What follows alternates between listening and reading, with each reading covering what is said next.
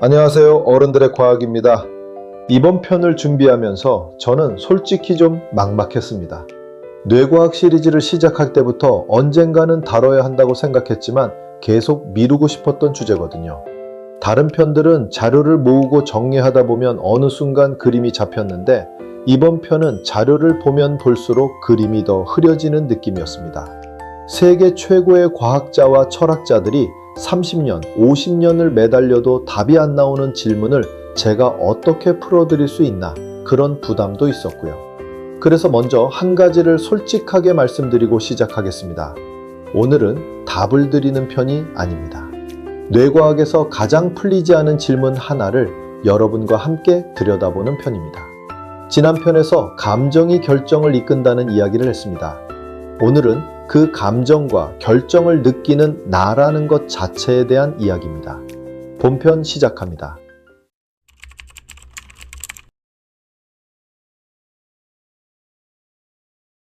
지금 이 순간 당신은 이 영상을 보고 있습니다. 화면의 빛이 눈으로 들어옵니다.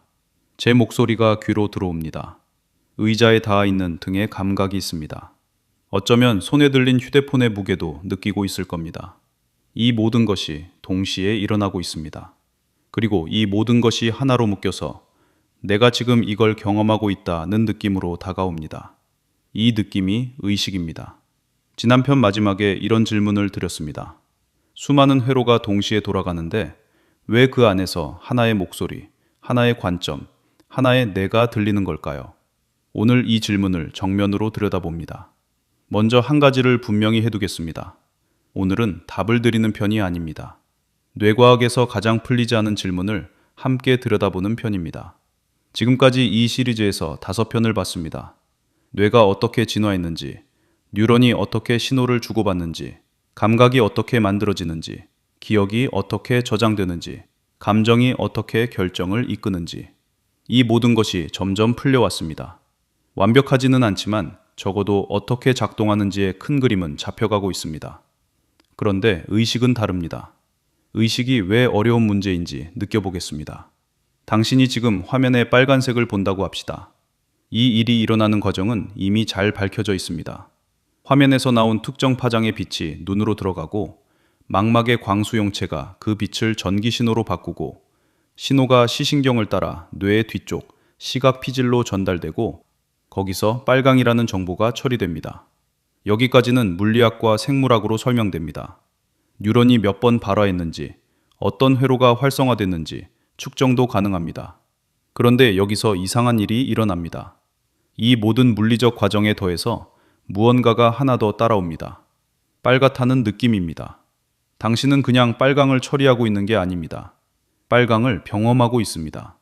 이 경험한다는 것이 왜 거기에 있는지를 아무도 모릅니다. 컴퓨터를 생각해 봅시다. 카메라로 빨간 사과를 찍으면 카메라는 빛의 정보를 전기 신호로 바꿔서 처리합니다. 원리만 보면 우리 눈이 하는 일과 비슷합니다. 그런데 우리는 카메라가 빨강을 경험한다고 생각하지 않습니다. 카메라는 그냥 정보를 처리할 뿐입니다. 그러면 왜 우리 뇌에서는 정보 처리의 경험이 따라올까요? 뇌도 결국 물질이고 물리법칙을 따르는 회로일 뿐인데 이 질문에는 아직 답이 없습니다. 1974년에 미국의 철학자 토마스 네이글이 이 문제를 한 문장으로 압축했습니다. 박쥐가 되면 어떤 느낌일까? 박쥐는 우리와 다른 방식으로 세상을 봅니다. 박쥐는 초음파를 쏘고 그것이 돌아오는 시간을 측정해서 주변을 파악합니다. 이걸 반향정의라고 합니다. 우리는 박쥐의 뇌를 분해해서 모든 신경회로를 그릴 수 있습니다. 박쥐가 초음파를 쏠 때 어떤 뉴런이 발화하는지, 돌아온 신호를 어떻게 처리하는지 다 알아낼 수 있습니다. 그런데 그 모든 것을 알아내도 답할 수 없는 질문이 하나 남습니다. 박쥐로 사는 것이 박쥐 입장에서 어떤 느낌인지, 초음파로 세상을 본다는 것이 박쥐의 1인칭 시점에서 어떻게 느껴지는지, 우리는 그것을 영원히 알 수 없을지 모릅니다. 박쥐가 아니기 때문입니다. 이게 의식의 핵심 문제입니다. 의식은 1인칭의 문제입니다. 밖에서 아무리 정밀하게 관찰해도 안에서 일어나는 경험에는 닿을 수 없습니다. 같은 문제가 우리 사이에서도 일어납니다. 3편에서 다뤘던 질문이 있습니다. 당신이 보는 빨강과 제가 보는 빨강이 같은 색일까요? 우리 둘 다 같은 사과를 보면서 빨갛다라고 말하지만 그 단어 뒤에 있는 진짜 경험이 같다는 보장은 어디에도 없습니다. 당신이 빨강이라고 부르는 그 느낌을 저는 평생 초록의 느낌으로 경험하고 있을 수도 있습니다. 저도 그것을 빨강이라고 부르도록 배웠으니 우리 사이에 어떤 어긋남도 드러나지 않습니다. 이걸 확인할 방법이 없습니다. 이게 의식이 왜 어려운지 보여줍니다. 뇌의 모든 뉴런, 모든 시냅스, 모든 화학 반응을 완벽히 이해한다 해도 왜 거기서 나라는 느낌이 생기는지는 알 수 없을지 모릅니다. 밖에서 본 뇌와 안에서 느끼는 경험 사이에는 건너기 어려운 강이 있습니다. 이 강을 1995년에 한 철학자가 정확히 이름 붙입니다. 데이비드 차머스라는 사람입니다. 그가 의식의 문제를 둘로 나눴습니다. 하나는 어려운 문제, 하나는 쉬운 문제. 그가 말한 어려운 문제가 무엇인지 이어서 들여다봅니다. 앞서 의식이 어려운 문제라고 말씀드렸습니다. 그런데 여기서 자연스럽게 떠오르는 반론이 있습니다. 이미 떠올리신 분도 계실 겁니다. 이런 반론입니다. 결국 뇌도 정보 처리 장치 아닌가? 빛이 들어오면 신호로 바뀌고 처리되고 그 결과가 의식에 떠오른다. 이건 입력, 처리, 출력의 과정이다. 그러면 뇌과학이 충분히 발전해서 이 과정을 정밀하게 다 밝혀내면 의식도 결국 설명되는 것 아닌가? 사실 이건 매우 합리적인 생각입니다. 그리고 많은 신경과학자들이 실제로 이렇게 봅니다. 이 입장을 학계에서는 기능주의라고 부릅니다. 의식은 뇌의 정보 처리 그 자체이거나 그 처리에서 자연스럽게 따라 나오는 것이라는 입장입니다. 대표적인 학자가 미국의 철학자 다니엘 데닛입니다. 그러면 앞서 말씀드린 어려운 문제는 뭐가 문제일까요? 왜 이걸 굳이 어려운 문제라고 부르는 걸까요? 여기에 차머스가 답을 내놨습니다. 그가 제시한 사고 실험이 있습니다. 이걸 들어보시면 어려운 문제가 왜 어려운지 단번에 느낌이 옵니다. 에어컨을 생각해 봅시다. 요즘 에어컨에는 온도 센서가 달려 있습니다. 방 온도가 28도가 되면 센서가 그걸 감지해서 신호를 보냅니다. 그 신호가 회로를 거쳐 에어컨을 켭니다. 이건 완벽한 정보 처리입니다. 입력은 방의 온도, 처리는 임계값과의 비교, 출력은 작동 신호. 그런데 우리는 에어컨이 덥다는 느낌을 경험한다고 생각하지 않습니다. 그냥 신호를 처리할 뿐입니다. 센서 안에서 아, 덥네 라는 어떤 경험도 일어나지 않습니다. 그건 우리 모두가 동의합니다. 여기서 차머스가 묻습니다. 그러면 뇌와 에어컨 센서의 차이는 뭡니까? 둘 다 정보 처리입니다. 둘 다 입력과 출력이 있습니다. 그런데 한쪽에는 느낌이 있고 한쪽에는 없습니다. 왜일까요? 여기에 보통 이렇게 답합니다. 복잡도가 다르니까. 뇌는 뉴런이 860억 개니까. 에어컨 센서는 너무 단순해서 의식이 없는 거다. 차머스가 다시 묻습니다. 그러면 얼마나 복잡해져야 느낌이 생기는 겁니까? 센서 100개를 연결하면 생깁니까? 100만 개는요? 100억 개는요? 어디서 갑자기 느낌이 켜지는 겁니까?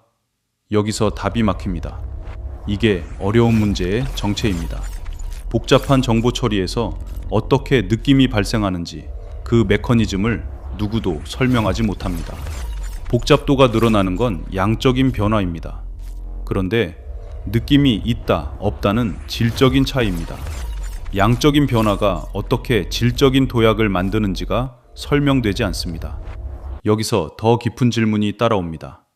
이 도약이 영원히 설명되지 않을 수도 있다는 겁니다. 왜 그런지 보겠습니다. 뇌과학의 모든 측정은 밖에서 이루어집니다. 뇌파, MRI, 뉴런의 발화 기록, 전부 밖에서 보는 데이터입니다. 그런데 의식은 안에서 일어납니다. 빨갛다는 느낌은 그것을 경험하는 본인만 알 수 있습니다. 차머스의 주장은 이거였습니다. 밖에서 본 데이터를 아무리 정밀하게 모아도 안에서 일어나는 경험으로 가는 다리는 놓이지 않는다. 예를 들어보겠습니다. 미래의 측정 기술이 극도로 발전했다고 칩시다. 당신의 뇌에서 일어나는 모든 뉴런 발화를 0.0001초 단위로 측정할 수 있게 됐습니다. 저의 뇌도 똑같이 측정합니다. 두 데이터를 비교했더니 모든 측정 값이 정확히 일치했습니다. 그렇다면 당신과 제가 같은 빨강을 보고 있다고 결론 내릴 수 있을까요? 차머스는 아니라고 답합니다. 측정값이 같다는 것과 안에서 일어나는 경험이 같다는 것은 별개의 문제다. 밖에서 본 그림과 안에서의 경험 사이에는 측정으로 건널 수 없는 강이 있다. 이게 어려운 문제입니다. 지금 의식 연구에는 두 입장이 있습니다. 하나는 기능주의입니다. 의식은 뇌의 정보 처리 과정 그 자체이거나 거기서 자연스럽게 따라 나오는 것이다. 언젠가 신경과학이 충분히 발전하면 결국 설명될 것이다. 다른 하나는 어려운 문제 옹호 입장입니다. 정보 처리만으로는 왜 거기에 느낌이 동반되는지 설명되지 않는다. 뭔가 더 필요하다. 두 입장 모두 진지하게 연구되고 있습니다. 그리고 30년이 지난 지금까지 어느 쪽이 맞다는 결론은 나지 않았습니다. 여기서 우리 채널의 원칙을 한번 짚고 가겠습니다. 저는 어느 한쪽이 맞다고 말씀드리지 않겠습니다. 그건 누구도 아직 답을 모르기 때문입니다. 다만 한 가지는 분명합니다. 차머스가 어려운 문제를 정식화한 1995년 이후 의식 연구는 더 정직해졌습니다. 전에는 곧 풀릴 것 같다고 말하던 사람들이 이제는 우리가 무엇을 모르는지를 더 명확히 알게 됐습니다. 모르는 것을 모른다고 인정하는 것. 그것이 과학의 첫걸음이라면 의식 연구는 1995년에 그 첫걸음을 뗐다고 할 수 있습니다. 그렇다면 이 어려운 문제에 답해보려는 시도들은 어떤 게 있었을까요? 완전한 답은 누구도 내놓지 못했지만 의미 있는 이론들이 등장했습니다. 그중 가장 영향력 있는 두 이론을 이어서 보겠습니다. 어려운 문제는 풀리지 않았습니다.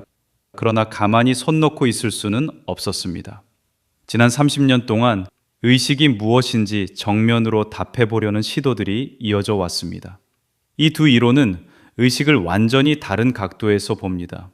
하나는 의식이 무엇으로 만들어지는가를 묻고 다른 하나는 의식이 무슨 일을 하는가를 묻습니다.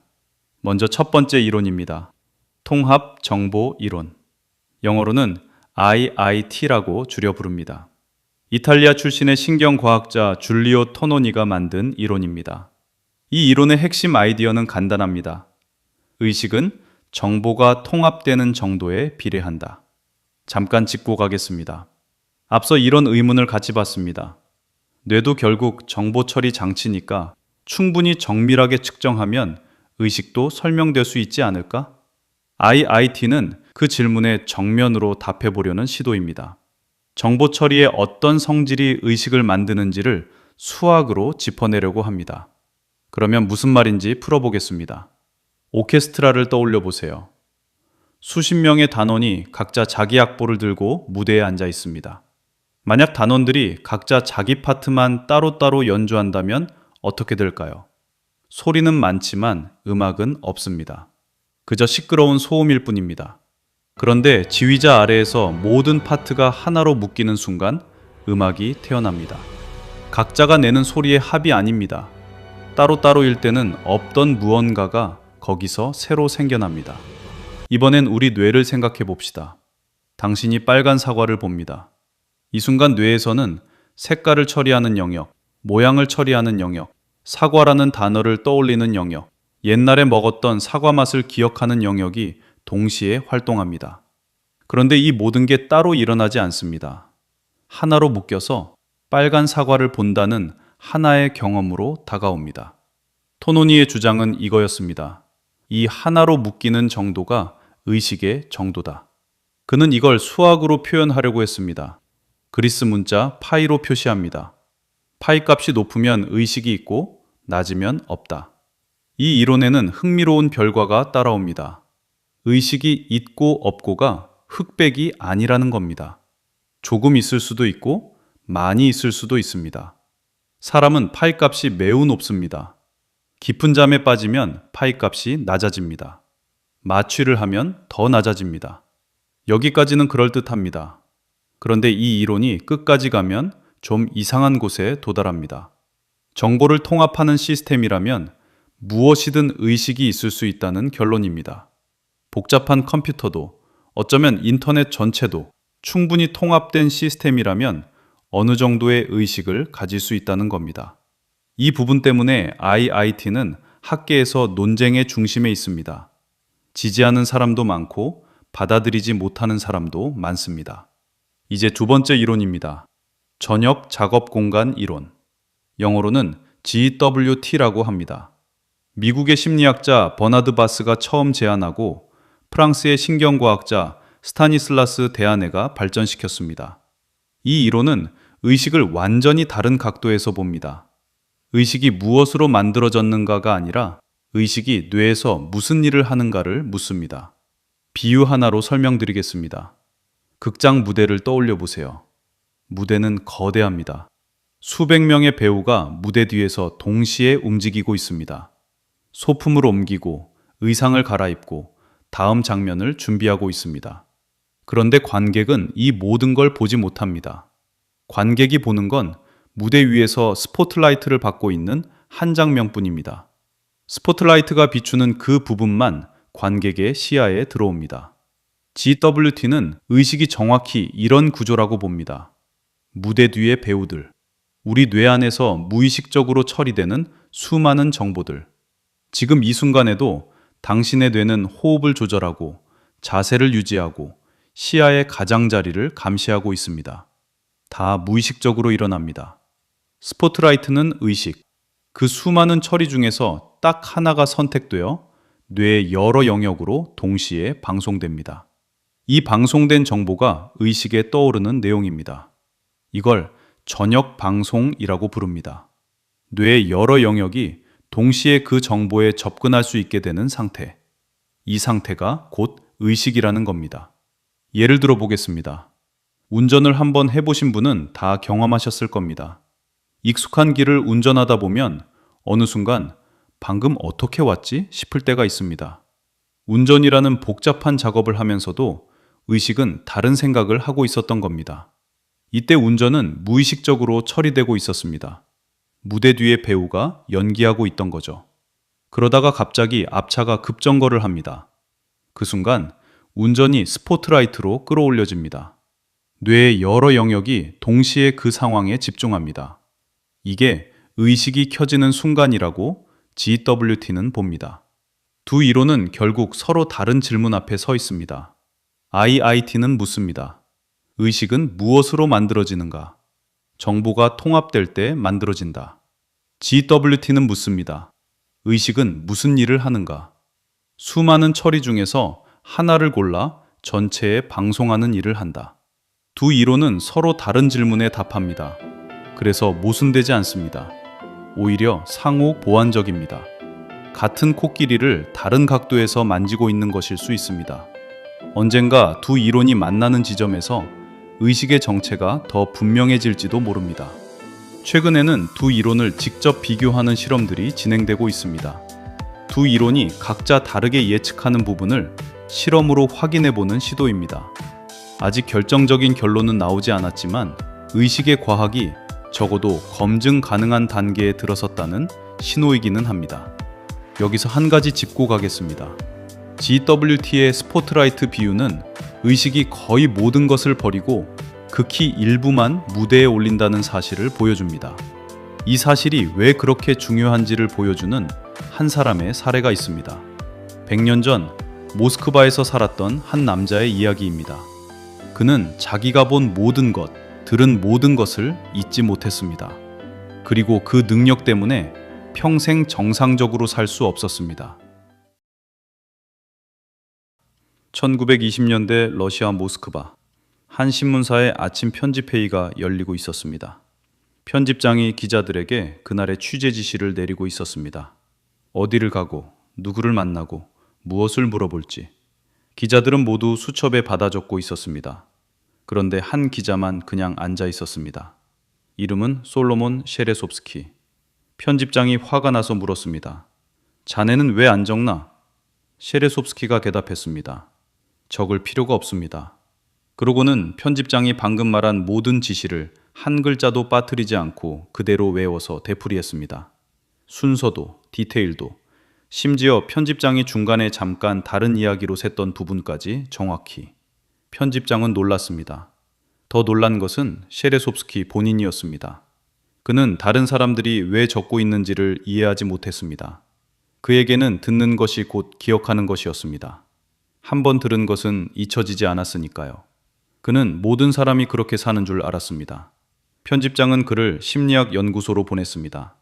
거기서 그는 알렉산드르 루리아라는 젊은 신경심리학자를 만납니다. 누리아는 이 남자의 기억을 이해하는데 그 뒤로 30년을 씁니다.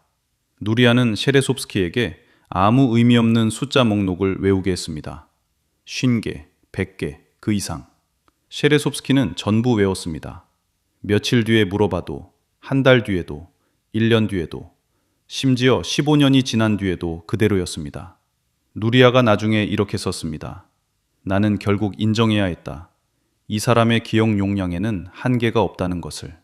여기까지 들으면 이건 축복 같습니다. 모든 것을 기억할 수 있다니 얼마나 좋을까요? 시험 공부도 한 번에 끝이고 약속도 안 잊고 실수도 줄어들 것 같습니다. 그런데 누리아가 30년간 셰레소프스키를 연구하면서 발견한 것은 정반대였습니다. 셰레소프스키는 행복하지 않았습니다. 그의 기억은 축복이 아니라 저주였습니다. 왜 그랬을까요? 그는 추상적인 생각을 거의 할 수 없었습니다. 이게 무슨 뜻이냐? 우리가 개라는 단어를 들으면 머릿속에 어떤 개의 이미지가 떠오를 수 있습니다. 그런데 동시에 우리는 개 전체라는 추상적인 개념도 이해합니다. 진돗개든 푸들이든 불독이든 다 개라는 것을 압니다. 이게 추상화입니다. 구체적인 것들의 차이를 흘려보내고 공통점만 묶어서 하나의 개념으로 만드는 능력. 그런데 셰레소프스키는 이게 어려웠습니다. 그에게는 개라는 단어가 너무나 구체적이고 생생한 이미지를 불러왔습니다. 특정한 색, 특정한 크기, 특정한 털. 너무 구체적이어서 그것을 다른 개들과 묶을 수가 없었습니다. 그래서 시나 소설을 읽는 것이 그에게는 고문이었습니다. 시에는 비유가 가득합니다. 그녀의 눈은 별처럼 빛났다. 우리는 이 문장을 읽으면 반짝이는 눈이라는 이미지를 얻고 감동합니다. 그런데 셰레소프스키는 이걸 읽으면 눈이 진짜로 별이 되어 밤하늘에 떠 있는 구체적인 장면을 봅니다.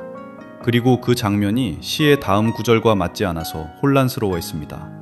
은유를 은유로 받아들이지 못했습니다. 일상에서도 문제가 있었습니다.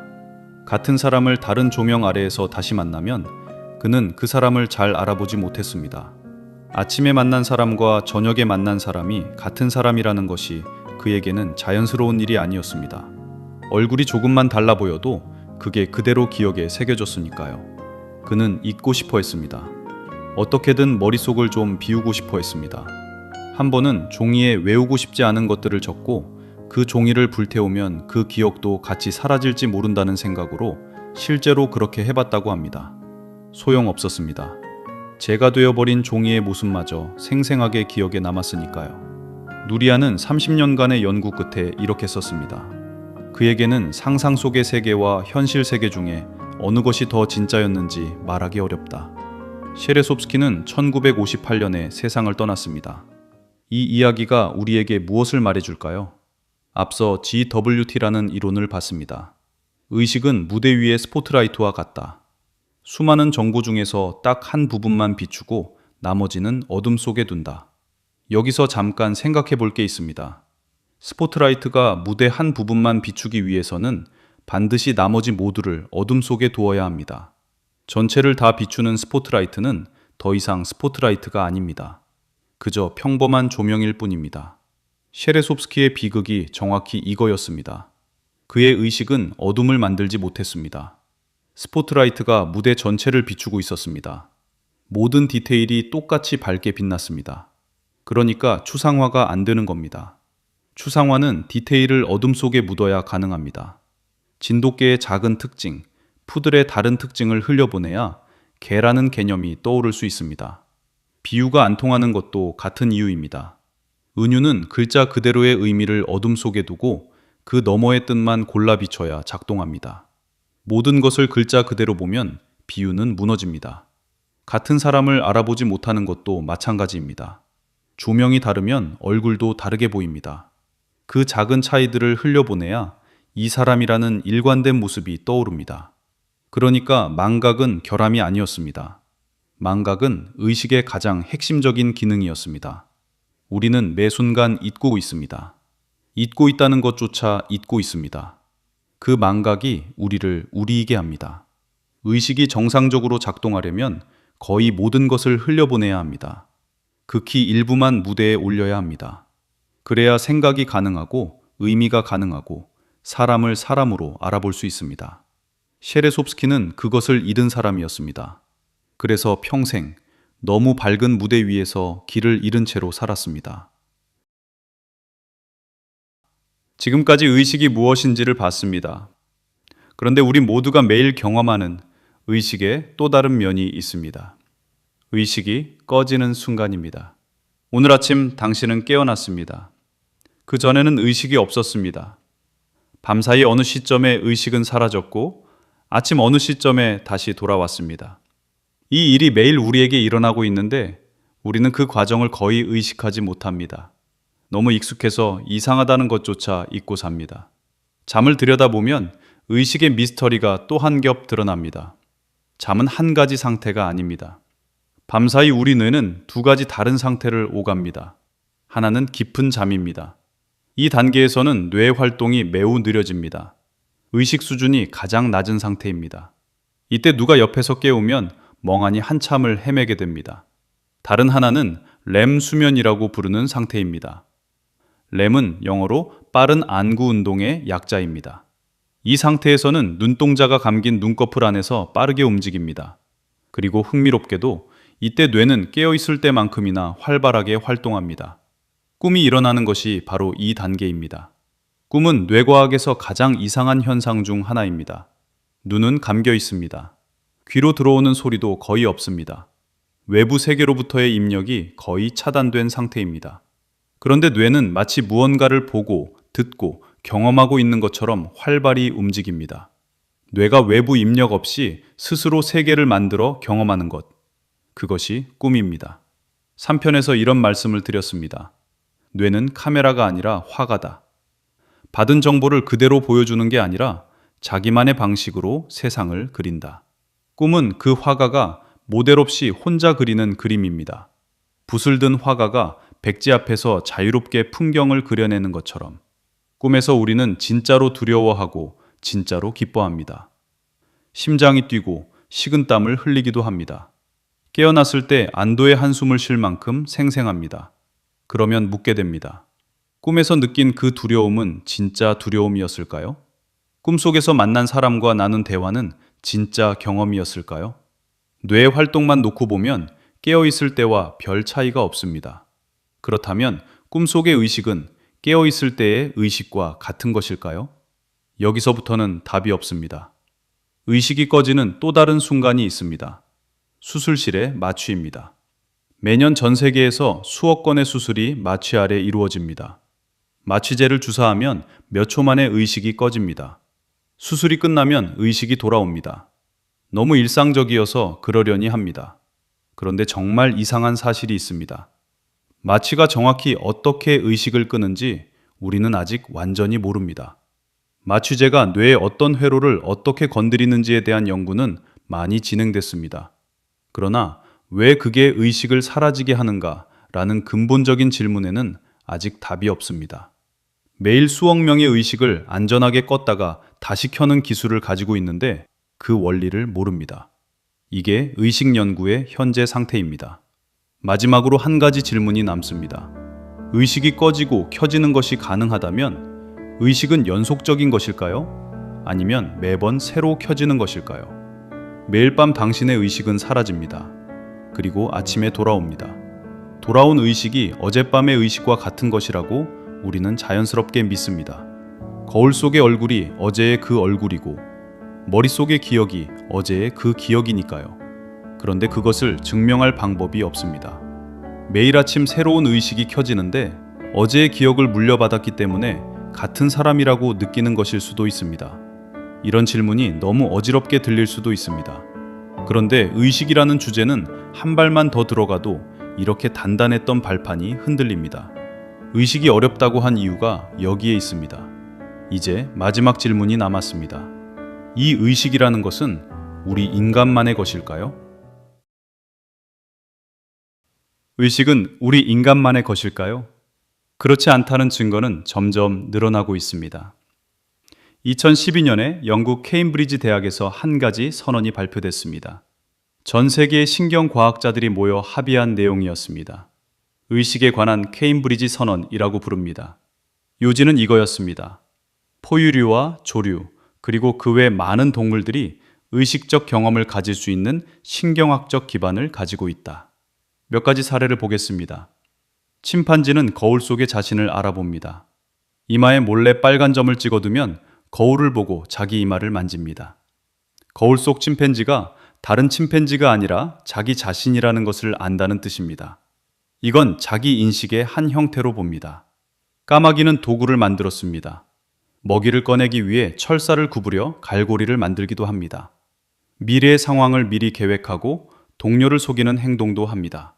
흥미로운 점은 까마귀의 뇌에는 인간 같은 전두엽이 없다는 것입니다. 그런데도 비슷한 기능을 수행합니다. 진화가 다른 길을 통해서도 비슷한 능력에 도달했다는 뜻입니다. 문어는 더 놀랍습니다. 문어는 척추동물과 완전히 다른 진화 경로에서 지능을 발전시켰습니다. 8개의 팔이 어느 정도 독립적으로 정보를 처리합니다. 수족관에서 키우는 문어는 사육사를 알아보고 좋아하는 사람과 싫어하는 사람을 구별합니다. 장난을 치고 새로운 환경을 탐험합니다. 최근에는 꿀벌에 대한 연구도 나옵니다. 벌이 비관적인 판단과 낙관적인 판단을 할 수 있다는 결과가 보고됐습니다. 기분에 따라 같은 자극을 다르게 해석한다는 겁니다. 곤충에게 이런 상태가 있다면 의식의 원시적 형태일 수도 있습니다. 그렇다면 의식의 경계선은 어디일까요? 아주 단순한 생물도 있습니다. 선충이라는 작은 벌레는 뉴런이 단 302개입니다. 이 정도로도 의식이 있을까요? 식물은 어떨까요?